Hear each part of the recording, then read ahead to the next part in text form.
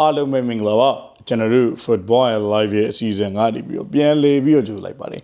ကောင်းမွန်သောနေ့လေးတစ်နေ့ဖြစ်ပါစေလို့ဒီຢာကနေပြီးတော့စုဘောတောင်းပြလိုက်ပါဘောနော်အဲ့တော့ဒါကျွန်တော်ဒီနေ့ညနေမှာဆိုဒီနေ့နေ့လယ်မှာတော့ဒါကျွန်တော်တို့အာဆင်နယ်ရဲ့သတင်းလေးတွေအပြောင်းရွှေ့ကြောင်းလေးတွေကိုဒါကျွန်တော်တနေရာထဲမှာအကုန်လုံးကိုတင်ဆက်ပေးသွားခြင်းတယ်ဘောနော်အာဆင်နယ်သင်္ကတာကျွန်တော်ဟိုလွန်ခဲ့တဲ့4ရက်လောက်ကပြောခဲ့လို့ပဲ replacement တွေအတွက်တကယ်ကိုကူးလက်ရှိမှာတော်တော်လေးကိုကောင်းတယ်လက်ရှိမှာအာဆင်နယ်သင်းနေနဲ့ Andrea Barta တို့အုပ်စုကလက်ရှိလာမယ့်နေရာဒီမှာဘယ်ကစားသမားတွေကိုပို့ပြီးတော့အဆင့်မြင့်တင်လို့ရမလဲဆိုတဲ့ပုံစံမျိုးကို market ထဲမှာတောက်လျှောက်စောင့်ကြည့်နေတယ်လို့ပြောလို့ရတယ်အာဆင်နယ်သင်းကဒီနှစ်မှာဒါကျွန်တော် Premier League Champion League အခြေအနေတွေကော by the way အာဆင်နယ်သင်းကလက်ရှိမှာ Champion ဒီတိုင်းဆိုရင်တော့ဒါကျွန်တော်တို့တော်တော်လေးကိုအခြေအနေကောင်းနေတယ်လို့ပြောလို့ရတယ်တစ်ဖက်က Atletico Madrid က 2-0 ဆိုတဲ့နိုင်ပွဲနဲ့အပြီးမှာအာဆင်နယ်သင်းကသူတို့ရဲ့အိမ်ကွင်းမှာလည်း Sporting နဲ့ကန်ရအုပ်မှာဖြစ်တဲ့ကြောင့်မလို့ဒါ Atletico Madrid နဲ့တွေ့ဖို့အတွက်ရာဂိုင်နှုန်းတွေပိုများလာခဲ့တယ်ပေါ့နော်အဲ့တော့အာဆင်နယ်ရဲ့အခြေအနေတွေကြောင့်ပဲလက်ရှိမှာဒါကျွန်တော် Premier League အသင်းအနေနဲ့ဒါကျွန်တော်တို့နံပါတ်5နေရာဝင်ခွင့်ရတော့မှလည်းဖြစ်တယ်အဲ့တော့အာဆင်ကဒီနှစ်မှာဒါ Premier League တော်တော်လေးကိုဒါအကျိုးပြုခဲ့တယ်လို့ပြောလို့ရမယ်တဲ့မှာပါတယ်အထူးသဖြင့်လက်ရှိမှာ Aston Villa United ဒါကျွန်တော်တို့ Chelsea တို့မို့ Liverpool ဒီ၄သင်းတွေကဒါ2သင်းကတော့ဒါကျွန်တော်လက်ရှိမှာဒါတည်တည်ချာချာ Champion လို့ဒီ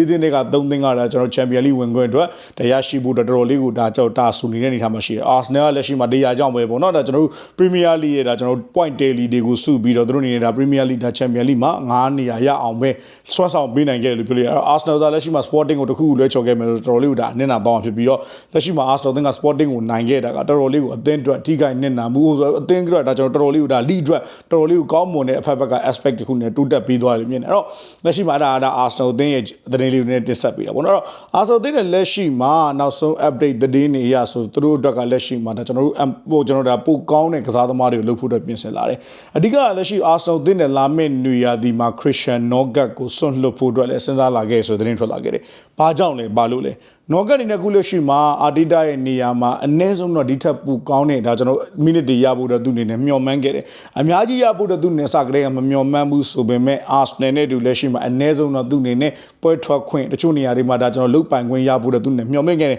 ဒါပေမဲ့လက်ရှိမှာ Christian Nogard အနေနဲ့ခုနောက်ပိုင်းပွဲစဉ်ဒီမှာဒါကျွန်တော်ပွဲထွက်ခွင့်ရမှုတွေပိုပိုပြီးနည်းလာခဲ့တယ်ဒါကျွန်တော်ပြည်တွင်းဖလားတွေမှာကအစ Christian Nogard ကကျွန်တော်လူတွေထပ်ပိုပိုပြီးတော့အားနေနေခဲ့တာကိုတွေ့ရမယ်တဲ့မှာပါတယ်အော် Christian Nogard ကလာမယ့်နေရာဒီမှာဒါကျွန်တော်အသင်းကနေထွက်ခွာဖို့အတွက်စတင်ပြီးတော့စဉ်းစားလာမှုတွေရှိလာခဲ့ပြီဆိုတဲ့သတင်းထွက်လာခဲ့တယ်အမှန်တမ်းပြောမှဆိုရင် Nogard အနေနဲ့လက်ရှိမှာ jogging ညိုလောက်တောင်မှဒါကျွန်တော်တို့ Arteta မသုံးတော့ကျွန်တော်နေတိတ်တော့တမျိုးတော့ဖြစ်တယ် Nogard ကတကယ်အားကိုးရတဲ့လူမျိုးဆိုတဲ့ဥစ္စာမရှိတယ်တခါကျရင်ဗျာလက်ရှိမှာ Declan Rice နဲ့ Zubimendi တို့ကိုပေးနာတဲ့ movement ရှိတယ်တခါကျရင်ဗျာခင်ဗျာကြည့်လိုက်ရင်သိတာ Zubimendi တို့ကစားသမားတို့ဒါပွဲချီနေရတော်တော်လေးကိုဒါကျွန်တော် movement တန်ရကြနေတဲ့ movement လေးတွေရှိတယ်ဒီလို movement တွေမှာ Nogard ကိုပုံစံမျိုးတွေထည့်တင်တဲ့ပုံစံလေးတွေရှိတယ်ကျွန်တော်အနေနဲ့ပုံကိုရမြင့်နေဒါပေမဲ့ Arteta ကလက်ရှိမှာသူ့အနေနဲ့သူတေးကြတယ်ဆိုတဲ့ကစားကွက်မှာတေးကြတယ်ဆိုတဲ့လူတွေကိုပဲထည့်တယ်တခါကျရင် FA Flat ဒါကျွန်တော် Carabao မှာထည့်သုံးခဲ့ပေမဲ့တကယ်နဲ့ပြောမှဆို Nogard မကောင်းဆိုတဲ့ဆိုင်တခြားလူတွေအားနေလို့ဒါပြုတ်သွားတဲ့ movement တွေရှိဥမာလက်ရှိSouthampton နဲ့ပွဲစဉ်မှာဆို Nogard ကောင်းခဲ့တာပဲဒါပေမဲ့သူ့ရဲ့တိုက်ဆက်ပိုင်းကလက်ရှိမှာအလုံးမလုံးနိုင်ခဲ့တယ်ကျွန်တော်လက်ရှိမှာ Nogard ကောင်းမှလည်းဒါဘာမှပူပြီးတော့မလုပ်နိုင်ခဲ့အဲ့တော့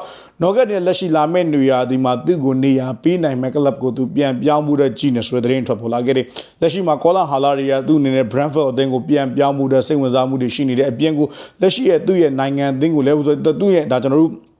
့ပြည်သူရဲ့ဒါကျွန်တော်အရင်တော့ကအသင်းအဟောင်းကိုလည်းပြန်ပြောင်းမှုတဲ့လက်ရှိမှာစိတ်ဝင်စားမှုတွေကိုပြသနေတယ်မှာပါတယ်အဲ့တော့လက်ရှိမှာဒီနေရာမှာ Arsenal အသင်းအနေနဲ့ Christian Nogard နေရာအတွက်လာမယ့်နေရာဒီမှာဒါကျွန်တော်တန်းဆင်းမှုအတွက်တာဆူနေတဲ့ West Ham အသင်းရဲ့ကွင်းလယ်ကစားသမားဖြစ်တဲ့ Matheus Fernandes ကိုစိတ်ဝင်စားနေတယ် Matheus Fernandes ကလက်ရှိလာမယ့်နေရာဒီမှာ West Ham အသင်းနဲ့သူတန်းဆင်းသွားခဲ့မယ်ဆိုရင်ဒါလက်ရှိမှာဈေးချိုတတာနဲ့ဒီကစားသမားကိုခေါ်ယူနိုင်မယ်ဆိုတဲ့ပုံစံမျိုးကိုသူ့ရဲ့စာချုပ်ထဲမှာပါတယ်လို့သိရတယ်မှာပါအဲ့တော့ Fernandes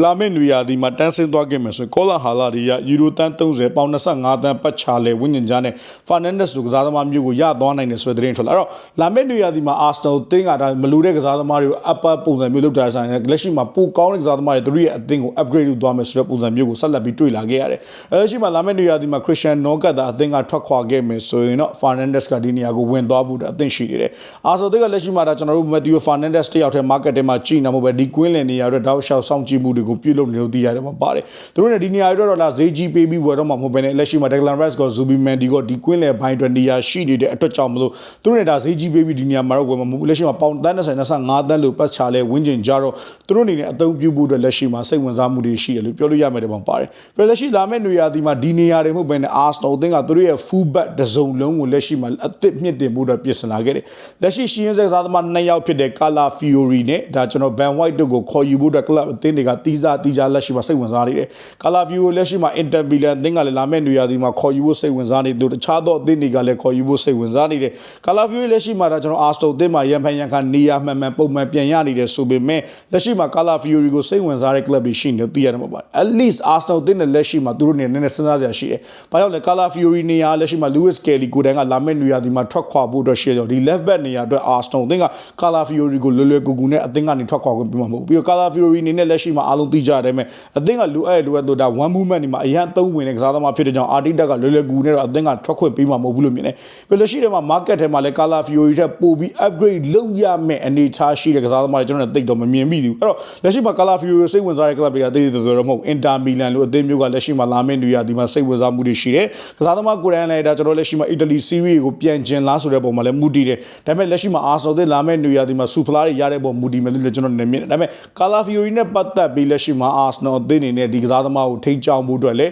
းဒါစိတ်ဝင်စားမှုတွေကိုရှိနေတယ်ဒါပေမဲ့လက်ရှိမှာ Cala Fiori တဲ့ဆိုင် left back နေရာမှာတော့ Lewis Kelly ကိုသာ Arsenal အသင်းကအငှားချတာဒါမှမဟုတ်ဒါအပြီးသက်ရောင်းသွားဖို့အတွက်ဒါစဉ်းစားနေသိရတယ်မှာပါတယ် Arteta နဲ့လက်ရှိမှာ Lewis Kelly ရဲ့ခြေစွမ်းကိုပို့ပြီးတော့တိုးတက်လာမယ်လို့ထင်ထားခဲ့ပေမဲ့ထင်ထားတဲ့ expectation ပဲဖြစ်လာတာတော့ Arteta ကစိတ်ပြည့်လျက်ရှိတယ် Lewis Kelly ပါဝင်တဲ့ပွဲစဉ်မှာဒါ exception နဲ့ခြေစွမ်းတွေကိုဒါယာတီအစကပုံစံမနစ်ကယာတီပုံစံမပြသနိုင်တော့အသင်းဘက်ကလည်းစိတ်ညစ်လျက်ရှိတယ် Lewis Kelly ကိုလက်ရှိလာမယ့်နေရာဒီမှာ United လို့အသင်းမျိုးကခေါ်ယူဖို့စိတ်ဝင်စားနေဆိုတဲ့သတင်းတွေတက်နေတာမှန်ပေမဲ့ Lewis Kelly agent ကလက်ရှိမှာသူ့အနေနဲ့ဒါကြောင့်အငှားနဲ့ဒါပြောင်းရွှေ့ဖို့တဲ့စဉ်းစားနေသိရတယ်မှာပါတယ်ကစားသမားကလက်ရှိမှာ Arsenal အသင်းရဲ့ငွေမွေးချန်ပေါက်ဖြစ်တဲ့ကြောင့်လက်ရှိမှာ Ethan Wanderlei လုပ်ခဲ့တယ်လို့ပဲ maybe နိုင်ငံခြားမှာအငှားနဲ့ trust ဆော်တယ်ဆိုတဲ့ပုံစံမျိုးကိုသာအဓိကသွားဖို့အတွက်ပြင်ဆင်လာတယ်အပိသက်ပြောင်းတဲ့ဆိုင်လက်ရှိမှာနိုင်ငံကမှာပို့ပြီးတော့ချီငိမ့်နေဆိုတဲ့ပုံစံမျိုးဘက်ကိုသွားပြီးတော့သူ့နဲ့ Arsenal ကိုပြန်လာပြီးအချိုးပြုမယ်ဆိုတဲ့ပုံစံမျိုးကိုသွားဖို့တယ်အဲ့တော့လက်ရှိမှာလာမယ့်နေရာဒီမှာ Arsenal အသင်းနဲ့ left back နေရာအတွက် Lewis Kelly ကိုသာအငှားချဖို့သာပြင်ဆင်ပြီး Cala Fiori ကိုတော့လွယ်ကူလက်ရှိမှာကျွန်တော်အသင်းကနေထွက်ခွာဖို့အတွက်ဒါတရားဝင်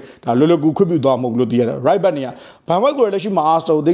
းကနေထွက်ခွင့်ပြုဖို့အတွက်အခြေအနေတွေကောင်းနေတာဖြစ်တယ်လက်ရှိနောက်ပိုင်းပွဲစဉ်မှာပွဲထွက်ခွင့်ပုံမှန်လေးပြန်ရနေခဲ့ပေမဲ့ right back နေရာအတွက်လက်ရှိမှာဒါကျွန်တော် Arsenal အသင်းကပို့ပြီးတော့ကောင်းတဲ့ upgrade များရှိမယ်ဆိုတော့ပြုလုပ်သွားဖို့အတွက်ပြင်ဆင်လာတယ်တင်းမမကြခဏဒဏ်ရာရနေကြမို့လက်ရှိမှာ Van White တယောက်ဒီနေရာမှာနေရာရနေခဲ့ပေမဲ့တင်းမပြန်ကောင်းလာမယ်ဆိုရင်တော့ဒီနေရာကိုဒါကျွန်တော် Van White ကပြန်ပေးရမှာတော့မရှိပါတယ် Van White နဲ့လက်ရှိမှာသူ့ရဲ့အမှားတွေကနောက်ပိုင်းပွဲစဉ်မှာပို့ပြီးတော့နည်းနည်းလေးပြန်ပြီးပေါ်လာခဲ့တယ်ပေမဲ့ကောင်းတဲ့ပွဲစဉ်လည်းတော်တော်လေးရှိပါဒါပေမဲ့ Van White ကိုတော့လက်ရှိမှာ Arsenal အသင်းကလာမယ့်နေရာဒီမှာကောင်းမွန်တဲ့ကန့်လန့်မှုတွေဒါရှိမယ်ဆိုရင်တော့သူတို့အနေနဲ့တားသွားမှာမဟုတ်ဘူးလို့လည်းသိရတယ်မှာပါတယ် Van White ကိုလက်ရှိမှာလာမယ့်နေရာဒီမှာအကြီးကျယ်ခေါ်ယူဖို့အတွက်အကျယ်ဆုံးစိတ်ဝင်စားနေတာကတော့လက်ရှိမှာ Everton အသင်းလို့ပြောလို့ရတယ် Everton အသင်းနဲ့လာမယ့်နေရာဒီမှာ Van White ကိုတော်တော်လေးကိုစိတ်ဝင်စားမှုတွေကိုပြုလုပ်နေတယ်သူတို့နဲ့ဒီကြားထဲမှာ Colin Hala ရဲ့ Van White ရဲ့ agent တွေတောင်တွေးဆုံဆွေးနွေးမှုတွေပြုလုပ်ထားလို့သိရတယ်မှာပါတယ် Van White လက်ရှိမှာအင်္ဂလန်နိုင်ငံအသင်းနဲ့ပြန်ဝင်သွားပြီဖြစ်တော့သူ့အနေနဲ့ Euro မှာလည်းအင်္ဂလန်နိုင်ငံအသင်းနဲ့ပြန်ဝင်ဖို့အတွက်ဆိုရင်တော့မိနစ်ကိုဒါသေးသေးချာချာကစားဖို့အတွက်လိုတယ်လက်ရှိမှာတစ်ဖက်အသင်းဒါကျွန်တော် Everton အသင်းဘက်ကလည်းလက်ရှိမှာနောက်တန်းကစားသမားလိုအပ်နေတဲ့အကြောင်းမို့ဒါဒီနေရာမှာဒီကစားသမားကိုစိတ်ဝင်စားတယ် Van White ရဲ့အနာဂတ်နဲ့ပတ်သက်ပြီး Arsenal ကတော့ထိုက်တဲ့နဲ့ဈေးရရင်တော့ရောင်းသွားမယ်ဆိုတဲ့သတင်းတွေတောက်လျှောက်ထွက်ပေါ်နေတာတွေ့ရမယ်အဲ့တော့ Arsenal အသင်းကဒီနှစ်လိုပဲလာမယ့်နှစ်မှာလည်းနောက်တန်းတွေအပြောင်းလဲတွေကိုဆက်လက်ပြီးတွေ့ရဖို့အတွက်ပြင်ဆင်ထားတယ် Arsenal အသင်းကလာမယ့်နေရာဒီမှာ Van White ကိုသာရောင်းထုတ်ဖြစ်ခဲ့မယ်ဆိုရင်သူတို့အနေနဲ့ဒါဒီထက်ပိုကောင်းတဲ့ right back တရားကို market ထဲမှာပြန်ကြည့်ပြီးပြန်ဝယ်သွားဖို့အတွက်ပြင်ဆင်လာမယ်လို့သိရတယ်မှာပါတယ် Arsenal ကထွက်သွားတဲ့ကစားသမားမူတည်ပြီးလာမယ့်နေရာဒီမှာကစားသမားတစ်တွေကိုထပ်ပြီးတော့ဒါ investment လုပ်သွားဖို့အတွက်ပြင်ဆင်လာတယ်လို့ပြောရင်းနဲ့ပဲကျွန်တော်တော့ကြည့်ပါအောင်အားလုံးပဲကြိုးတမိုင်းကောင်းမွန်သောနေ့နေ့ဖြစ်ပါစုမုံအောင်တောင်းပြီးနေပဲမြန်များလေးလည်းကလစ်ဖို့မမေ့ကြပါနဲ့အောင်မြန်ကလစ်မှမြန်နိုင်မှာဖြစ်ပါတယ်အားလုံးပဲကြိုးတမိုင်းကောင်းမွန်သောနေ့နေ့ဖြစ်ပါစုမုံအောင်တောင်းပြီးနေပဲကျွန်တော်တို့နောက်မှာပဲအေးစစ်စစ်တွေ့ကြတာပေါ့အားလုံးပဲကြိုးတမိုင်းမြန်များလေးကလစ်ပေးကြအောင်ဗျမြန်ကလစ်မှမြန်နိုင်မှာဖြစ်ပါတယ်တေးပါဗျ